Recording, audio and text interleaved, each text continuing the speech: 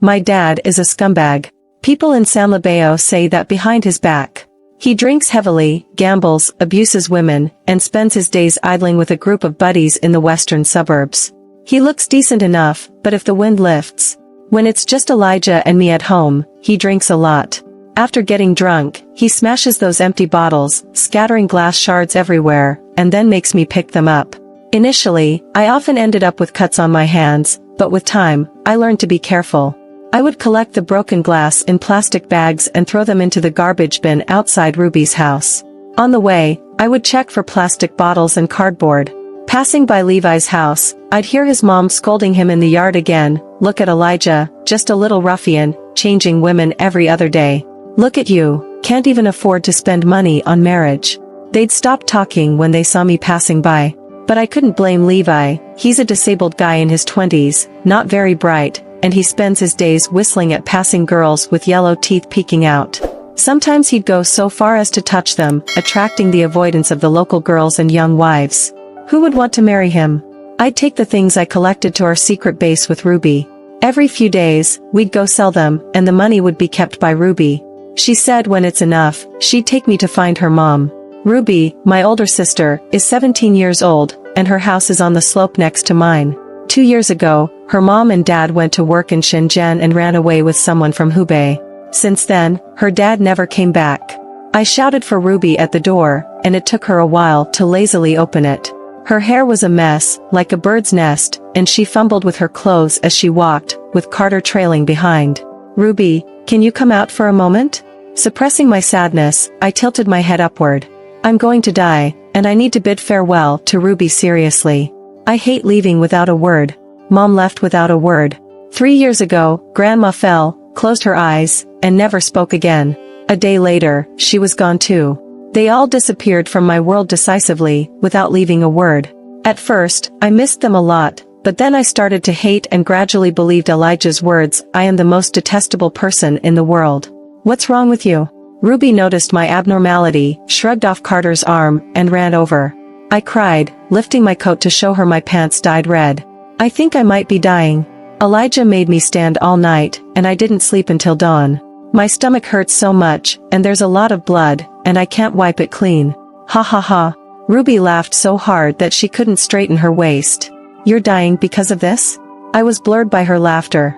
She sent Carter away and pulled me into her room, giving me a sanitary napkin. You're a woman now. She kept laughing at my bewildered look, wearing a confident expression. A woman? I didn't want to be a woman, remembering the women Elijah brought home. I went back home, changed out of the dirty pants, and put them in a basin, planning to boil some hot water to soak them. Elijah walked in, drunk, and slammed the door. He seemed to be in a good mood, smiling from time to time. I stared at his face. Dad, can you, please, give me some money? He didn't say a word, walked into the bedroom to the south, took off his coat, and threw it to me. I called again, Dad, give me some money. I want to buy. Buy, you're a money-losing thing. I'll sell you sooner or later. Elijah's face changed instantly. He picked up the pillow from the bed and threw it at me. I hastily caught it and flashed out of the room. Then I saw her. She blocked the sunlight at the doorway, a white long-sleeved shirt tucked into black pants, and long waves of hair hanging in front of her chest, clean and refreshing.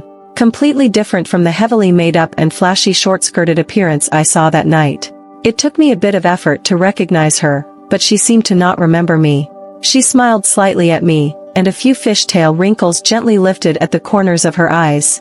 Excuse me, is this Elijah's house? I nodded and pointed to the bedroom behind me. Turns out, she's here to find Elijah too. She leaned against the door and listened to the soon-rising snoring from the room. The strand of hair in front of his forehead, you can see a fierce scar stretching from his left temple to his forehead, like a worm winding its way there. Yet, this doesn't affect his ability to attract many women. They are like migratory birds, flying in to spend a summer or winter, and then leaving. Not a single one stays for long, until that woman arrives. When it's just Elijah and me at home, he drinks a lot. After getting drunk, he smashes those empty bottles, scattering glass shards everywhere, and then makes me pick them up. Initially, I often ended up with cuts on my hands, but with time, I learned to be careful. I would collect the broken glass in plastic bags and throw them into the garbage bin outside Ruby's house. On the way, I would check for plastic bottles and cardboard. Passing by Levi's house, I'd hear his mom scolding him in the yard again. Look at Elijah, just a little ruffian, changing women every other day. Look at you, can't even afford to spend money on marriage. They'd stop talking when they saw me passing by. But I couldn't blame Levi. He's a disabled guy in his 20s, not very bright, and he spends his days whistling at passing girls with yellow teeth peeking out. Sometimes he'd go so far as to touch them, attracting the avoidance of the local girls and young wives. Who would want to marry him? I'd take the things I collected to our secret base with Ruby. Every few days, we'd go sell them, and the money would be kept by Ruby. She said when it's enough, she'd take me to find her mom.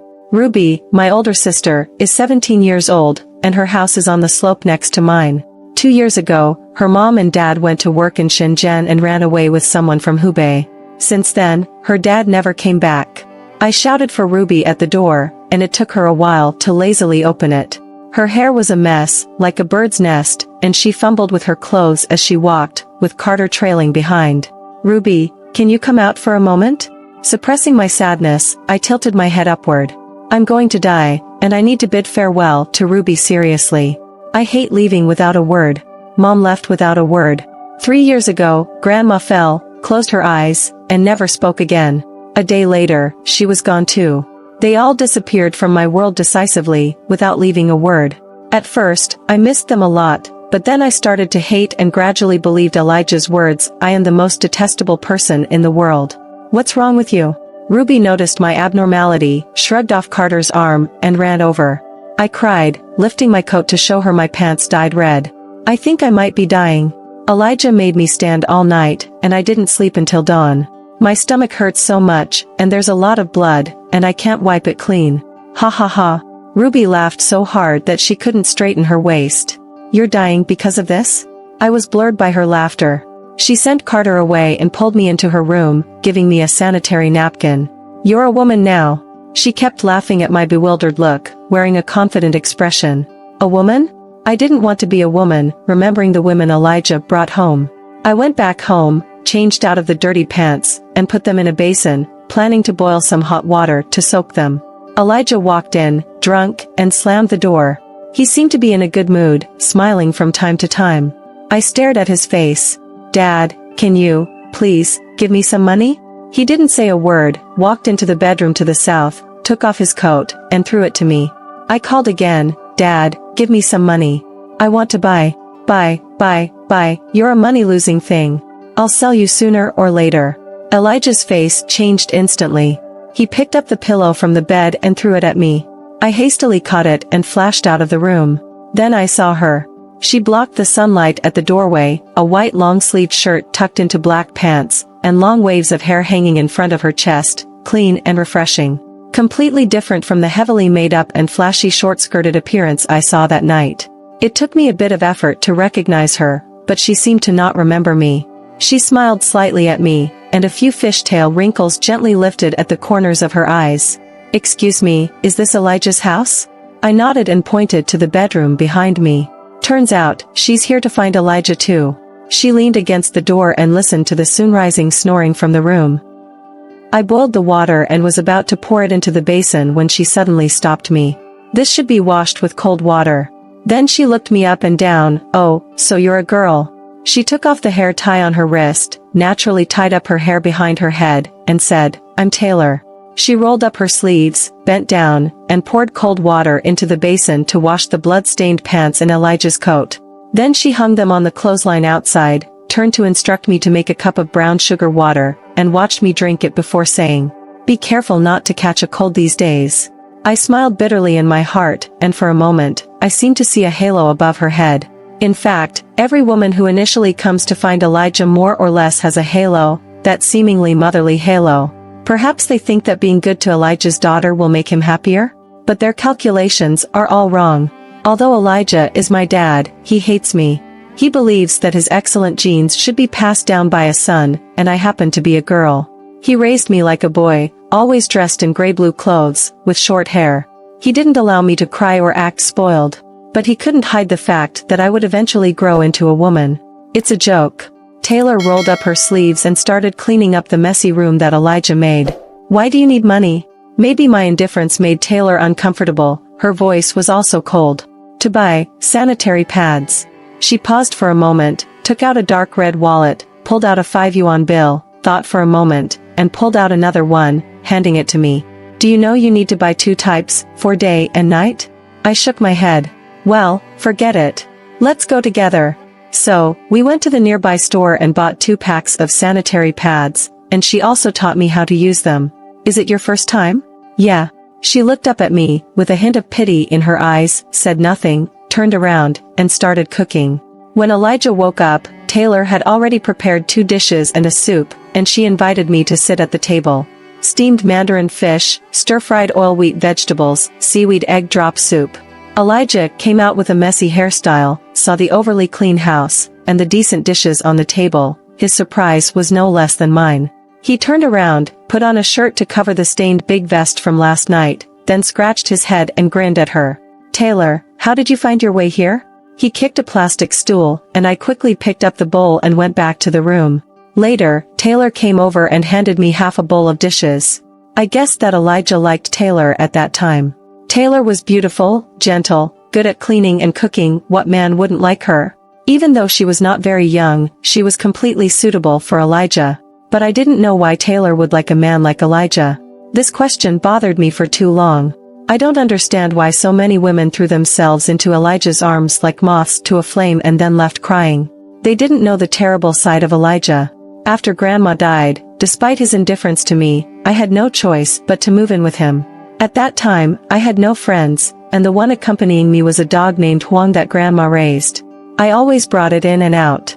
One day after school, Huang didn't wait for me at the village entrance, so I hurried home. From a distance, I heard its wailing. Elijah tied Huang's neck tightly with an iron wire. Water, water, he said excitedly, eyes shining. Someone poured scalding hot water on Huang's head. The continuous and heartbreaking wailing, and a messy pit dug in front of its body on the ground. I rushed over and broke his arm. Let it go. How can you do this? His arm was like a steel bar, and I couldn't move it at all. In a hurry, I bit down hard. A sharp pain, he kicked me in the stomach. Huang gradually went silent, and he took off the blood-stained iron wire, walked towards me. Don't think I won't strangle you. His eyes were bloodshot, and he swung the iron wire at me. Someone next to him stopped him. Elijah, the dog's meat is almost ready to eat. Why bother with a child? Since then, every time I see Elijah, I think of him holding the blood-stained iron wire, walking towards me with red eyes. I think he really might kill me. In San Labeo, there was a railway that extended to a distant place. Once a day, precisely at 9:30 in the morning, the green train passes by, stops for 2 minutes, and then continues its journey. Sitting under the green mailbox in front of the old post office, staring at the departing green train, Ruby told me that she was leaving on that train. Aren't you waiting for me? I asked. Come find me when you grow up. I'll write you letters, she said, patting the mailbox behind her. It was the year 1998, and we didn't have a telephone at home. Communication relied on letters. Ruby handed me a stack of bills, saying she had sold everything in our secret base, and this was my rightful share. She told me to continue saving money. Perhaps one day, I would need to buy a train ticket to find her. Then she left, facing the setting sun, alternating her feet on the same railway track, stretching her arms, swaying like a bird about to take flight. In fact, I had ridden this green train once, but at that time, I was too young to understand. Ruby's grandmother once said that when I was born, Elijah saw that I was a girl. He took advantage of my mom being asleep, carried me, and placed me on the train. He should have calmly gotten off at the next station, but as soon as he put me down, I began to cry loudly. Perhaps he was too nervous. At the moment the train doors closed, he squeezed out. When other passengers saw the big bundle he had thrown away, they, along with the conductor, chased after him. Elijah fell into a pit beside the railway, gaining a hideous scar on his face. I wasn't successfully handed over. My mom, angered, left home, and Elijah was criticized by everyone, which made him hate me even more. When I returned home, Taylor was washing Elijah's clothes. I immediately noticed the swollen half of her face. Seemingly afraid that I saw, she wiped her eyes with her hand and then said, "Dinner is in the pot." I squatted in front of her, peeled a large white rabbit candy and stuffed it into her mouth, then stood up and left. On the calendar behind the door, there was a red little star more than half a year ago. I knew, based on past experiences, that it was time for Taylor to leave. I was strangely attached to her. Taylor was not particularly close to me either, she was cold. At most, when Elijah didn't like the look of me, she would bring food to my room. Remind me to bring an umbrella on cloudy days and wear extra clothes when it's cold. Occasionally, she would urge me to do my homework well. On that day, Elijah slept until the sun was shining on his buttocks the next day. I checked the time. Taylor's train should have arrived in the county town dozens of kilometers away. Elijah walked back and forth in the house with a dark face, kicked over 3 plastic chairs, and cursed a lot of dirty words. I knew that for at least the next week, I had to avoid him as much as possible. Taylor originally didn't plan to leave. It was I who told her about the final fate of Elijah's women. No one is unique, and no one can save him. No matter how much humiliation they endured, in the end, they could only leave with scars.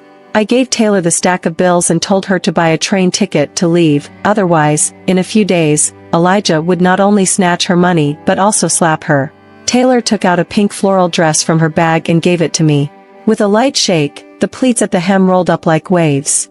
I didn't say anything, but in my heart, I thought that when I grew up, I would wear this dress, sit on the train, and leave this place, going far, far away. Taylor said she once had a daughter the same age as me, but she couldn't protect her. She said those words very close to me, and I saw something different in her eyes. How did you come to know someone like Elijah? I asked. I used to dance at the Blue Sky Dance Hall, and a drunkard bullied me. He, looking very manly, drove that person away. He looked handsome. I remembered Taylor wearing a leather skirt that day. It was just that I was the one picking up bottles and got bullied. The drunken man kicked me hard when he found that I had accidentally spilled the remaining wine in the bottle on his leather shoes. She helped me up and led the man away. Both Taylor and I were the same. She fell in love with him because of Elijah's help, and I wanted to get closer to her because of Taylor's past assistance. I asked, "Do you still plan to work at the dance hall?" "No, I want to go back to being a hairdresser, save some money." If only he could overcome his gambling problem, she said. "Do you think he will change?" "I hope he will." She didn't look at me and began to tidy up her few clothes. 2 months after Taylor left, the Chinese New Year arrived. Before the New Year, I received a letter from Ruby. She mentioned that she was working as a model in Shenzhen and doing well, though very busy every day. She urged me to come and join her, emphasizing that earning money there was much easier than staying at home. The envelope included a photo of her with heavy makeup, wearing a short top that exposed her belly button, and a skirt that just covered her buttocks, giving her a mature appearance. Holding Ruby's letter, I walked towards home and collided with Levi at the corner of the wall. He reached out and grabbed my sleeve. I jumped back in surprise. He chuckled, and saliva dripped down from the corner of his mouth. You've grown up," he said, pointing at my chest. I was frightened and hurriedly covered myself before running away. Levi's mother came out of my house with a smiling face, followed by Elijah. Seeing me, Levi's mother smiled briefly, then looked at Elijah and walked away along the wall. Elijah's face darkened. Where did she go again? Without waiting for my answer, he turned and walked briskly in the opposite direction of Levi's mother. I wondered why Levi's mother would come to my house. In the entire San Labeo, no one looked down on Elijah more than she did. Neighbors said that Levi once had 2 older sisters, but the second sister was sent away on the train as soon as she was born, falsely claiming a stillborn baby. Obviously, Levi's dad was quite capable, and he succeeded. Later, they had Levi. As Levi grew older, his problems became apparent. Physically sound but mentally dull, he was clearly a simpleton. One day, Elijah took a group of children to play in the mountains, and Levi was among them. They incited Levi to climb the tallest tree to get the baby magpies from the nest. Halfway up, a snake emerged from the leaves of a nearby branch, scaring Levi so much that he fell from the tree onto the stones below. Due to the complicated injuries, he ended up becoming a cripple. This accident made Levi's mother resent Elijah. She openly and covertly cursed him as a dirty hooligan. I looked at Elijah's back and couldn't understand what could make Levi's mother and Elijah reconcile. The December sky was cold, and the whistling cold wind shook the somewhat fragile windows, making them shiver. I tightened my neck and went inside. After packing my school bag, planning to throw it into the downstairs trash can early the next morning, I found some stationery and wrote a reply to Ruby. I told her that I would go to Shenzhen to find her after the New Year. That night, Elijah didn't come home. It snowed heavily at night, and the coal in the house had run out. I had to pile up 2 quilts to barely endure until morning. In my dreams, someone was banging on the door. Nathan from the village committee stood outside with a gloomy face. "Your dad was taken to the police station last night for gambling. He might be detained for half a month. I came to tell you, you should be aware," he said, then turned and left. After some thought, he came back and handed me 20 yuan before waving and leaving. I suddenly felt relieved. With Elijah not at home, I could finally avoid looking at his face. But in just one day, I experienced the disadvantages of Elijah not being at home. Levi appeared around my house at any time. He seemed to suddenly develop an interest in something, or maybe with Elijah not around, he became unrestrained. The dirty dark blue cotton-padded jacket always loitered near my house, making me extremely nervous. On the day before the Chinese New Year, Taylor returned. Taylor and I celebrated the New Year together, and it's the happiest memory in my mind. She bought coal and installed a stove in the main room. Although it was simple, when the flames leaped out, I saw Taylor on the opposite side, her nostrils blackened from the smoke, and still felt happiness, a genuine warmth. I pointed at her blackened face and laughed. She also pointed at me, laughing like a child. "I thought you wouldn't come back. I came back to save you and your dad." Speaking of my dad, I didn't want to talk anymore. Taylor was so good, but she still didn't understand that no one could save Elijah. We made dumplings together, cleaned the house, cooked, and even cut window flowers to stick on the glass. Since that day, although Levi still lingered around my house, he never came to harass me again. I yearned for such a home, and a dangerous thought crossed my mind. It would be great if there were no Elijah, if it was just Taylor and me. Time passed quickly, and before I knew it, it was the 10th day of the new year. Elijah returned from the detention center. The moment Taylor saw him, she positioned him at the center of the house. She busied herself helping him wash his hair, bathe, change clothes, and even considerately helped him tidy his hair. I overheard Taylor cautiously asking him through the wooden door, "Can you stop gambling in the future? It's so miserable, losing money is a small matter, but the days in detention are tough." Elijah firmly promised, "As long as you are willing to be with me and live a good life, I won't gamble again." Then came his swearing phase, and I didn't continue listening. Someone entered the yard from outside. It was Levi's mother. Her hands were tucked into her sleeves, a smile on her face, and wrinkles squeezed into a pile. "Elijah, you're back." Elijah awkwardly smiled at Taylor, took off the apron around his neck, ruffled his half-tidy hair, and followed Levi's mother out of the door. "What's going on with them?" Taylor looked at their backs in confusion. "It's definitely not a good thing. I've never seen Levi's mother treat Elijah so well, and I've never seen Elijah willingly deal with Levi's mother. There must be something unusual happening." Early the next morning, I woke up to the sound of Taylor and Elijah arguing. In fits and starts, I heard Taylor raising her voice, and I vaguely caught a few words. "So young, your biological daughter, idiot." I stayed still and listened quietly. It seemed that Taylor was persuading Elijah, saying a lot, and finally, Elijah's loud shout ended the argument. "My daughter, my rules." With the bang of the wooden door, the room suddenly fell silent. Elijah didn't return even at mealtime. Taylor served me a bowl of noodles, with an egg lying inside. "Eat more," she said, smiling bitterly at me. "Is my dad going to sell me to Levi?" I picked the egg out and put it in her bowl. "I'm his biological daughter. Don't expect him to change his mind. Many foolish women have had the same idea, but they all failed. You'd better give up early." Taylor paused, her chopsticks hanging in the air, and after a moment, she put the egg back into my bowl. "I plan to go to Shenzhen to find Ruby in a few days." I ate the salty noodles, bit my lip until it bled, and swallowed the blood with the noodles. Taylor, with her head down, didn't speak for a long time. After finishing my bowl of noodles, I looked up at her. She was still in a daze. "Everything will be fine, there will be a way," I said, leaving the table. I heard her faintly say behind me, as if to me, but also as if to herself. The next day, Taylor went to work in the county town. It took her 2 hours round trip, taking a bus at 8 in the morning and coming back by train, reaching home after 10 in the evening. She became thinner but more spirited. She always said to me, "It will be fine, there will be a way." I saw her hiding money in her shoes, then putting the shoes in a shoebox under the bed, mixed with other shoeboxes. She blinked at me, and I understood her meaning, but she was too naive. "Do you think my dad is blind?" If he knows you have money, he'll dig 3 feet underground. Oh, no, he definitely won't find it. In a few days, when I have time, I'll deposit it in the bank. You have to keep your word. You promised me to finish junior high school. I'll figure out other things. Taylor seemed confident, but I became more uncertain. I didn't know when Elijah might decide to sell me to Levi's mother. Occasionally, I would encounter Levi at the entrance of the village. He remained the same, but his gaze towards me became more frequent.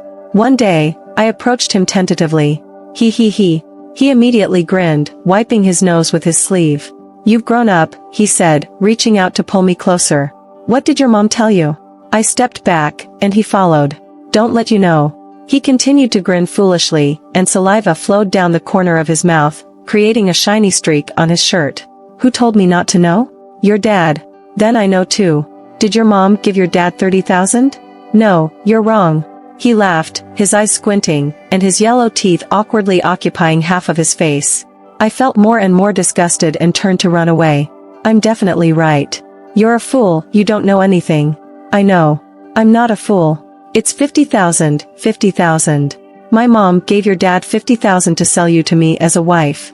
To prove he wasn't a fool, his voice grew louder, and he chased me, kicking and stomping behind me. I knew it, Elijah had wanted to get rid of me a long time ago. After all these years, he must have seen me as a source of money, which is why he didn't casually throw me out. Filled with hatred, I ran to the gate but collided with Elijah. He was coming out, and my collision made him step back 2 paces, leaning against the large iron gate. You troublesome girl, so flustered. No trace of a girl's demeanor. I'll beat you to death. He picked up a stick behind the door and swung it towards me. Sure, beat me to death. If you do, your 50,000 will be in vain. Let's see what you can do. I rushed towards him. I won't marry the fool. Let's see what you can do. Elijah's stick lingered in the air for a moment before landing on my leg. A sharp pain shot through my right leg. Unsteady, I fell to the ground, watching as he accurately struck for the second time. I'll cripple you. Can't control you, you damn girl. He was furious, his face contorted. For many years, whenever he was unhappy, he would resort to violence against me. I had long gotten used to being beaten, but this was the first time I resisted so boldly. Rather than marrying that fool, it would be better to be beaten to death by Elijah. However, I felt a bit unwilling. Elijah, stop. Levi's mom and Levi's dad held back Elijah. She's already part of our family, go easy on her. Levi's dad's casual words surprisingly had more effect than many tears shed by me. Elijah, infuriated, threw the stick on the ground and left, muttering to himself. I disgustingly shook off Levi's mom's hand trying to help me up. In the evening, while Taylor was using cold water to apply ice to the bruises on my legs, she sighed, Why do you bother with him? Just avoid him, and we'll figure out a way to repay that money. 50,000, so much money, he must have lost it all. What can we use to repay it? As long as he stops gambling in the future, we can slowly save money, slowly figure out a solution. How can he stop gambling? He's like a bottomless pit. Only foolish women like you would believe his nonsense.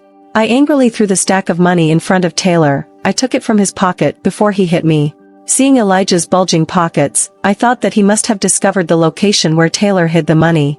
Taylor bit her lip for a while before collecting the money and keeping it quiet. I turned my head to observe, and tears had already dripped onto her arms.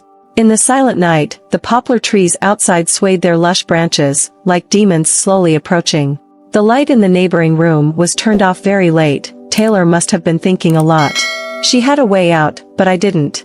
In a month, I would graduate. My grades were mediocre, no chance for a prestigious high school, but an ordinary one was still an option with some effort. However, I felt like I had no chance to go to high school. The next day, Taylor didn't leave. She still went to work at the same time, and returned home very late. Everything seemed unchanged, yet there was a subtle change somewhere. Levi's mom didn't come again, but the eyes of their family never left me. I had a growing sense of fear. On a rainy day in early June, I didn't see Levi at the small bridge near the village when I returned home from school. I felt fortunate, thinking that this was the day they gave me a loophole. I was still torn between taking the exam or running away first. Sadie, well, who made her a girl too? No way. Jumped into the river? Was she rescued? A group of people gathered at the bridgehead, discussing in a babble. Sadie was Levi's older sister, married in a neighboring village. I heard that the man she married was over 10 years older than her, and he spent a large sum to marry her, accumulating a lot of debt. She went there and only gave birth to 2 daughters, and she was despised by her in-laws, leading a miserable life. I stood still in place. The turbulent river had already returned to calm. No one knew that just a moment ago, a young woman had struggled against death here. I didn't know if Levi's sister was lucky. She was rescued, but she would probably be sent back to her in-laws not long after. But misfortune quickly found its way to me. The day after the junior high school entrance exam, Taylor left. She took a few pieces of her clothes and disappeared silently in the early morning, without any quarrel or noise. Elijah was in a bad mood, smashing things in the yard. I pretended to be invisible, shrinking into the corner of the bed, tightly holding the train ticket Taylor gave me. Ruby's latest letter arrived 3 days ago. She mentioned being too busy with work and briefly wrote to me. She suggested that I could take my time before going to Shenzhen since she wasn't feeling well and couldn't take care of me. The night before Taylor left, she told me a story. It was about a girl born into an unhappy family. Later, her parents divorced. Despite her mother's efforts to gain custody, the girl's grandmother strongly opposed it. Although they didn't like the girl, they wouldn't allow her to be taken away. The mother couldn't secure custody and could only secretly visit her daughter's school from time to time. After a while, when the mother was busy and went to the school to find her daughter after a 2-month gap, the teacher said she hadn't been there for a long time and dropped out. The mother was anxious and went directly to the girl's grandmother's house, only to see funeral attendees at the village entrance, a solitary coffin containing the body of the girl who hadn't grown into an adult. The girl had been beaten by her father and stepmother. Unable to bear it, she jumped into the river and drowned. Luckily, someone nearby saw it and found the body. Taylor cried while telling the story. She said that the girl was her daughter, and if she were still alive, she would be about the same age as me. She mentioned that she had already found a house in the county, and if I wanted, I could go to her. She would take care of me as I grew up. That night, I didn't sleep at all, counting the time. I heard Taylor leave before dawn. She was just one of my father's many mistresses, coming with the desire to be loved and cared for, and leaving with a belly full of grievances. We were not related by blood, and I wasn't sure if she would really be willing to take me away. When the day broke, Levi's mom came. She and Elijah stood at the front gate, whispering for a while. Elijah glanced into the room, scratched his head, and nodded. Then, my room door was opened, and Elijah threw a bundle at me, saying, "Today, let's go to Levi's house." I knew the moment to escape had come, but I didn't expect it to be so soon. I felt both tearful and surprised. He even prepared a bundle as my dowry. It was prepared by Taylor. She said you should at least graduate before getting married. You're 16, in ancient times, children your age were already married. He seemed to be trying to persuade me. My heart wavered slightly. Dad, do you really want me to marry that fool? What's wrong with a fool?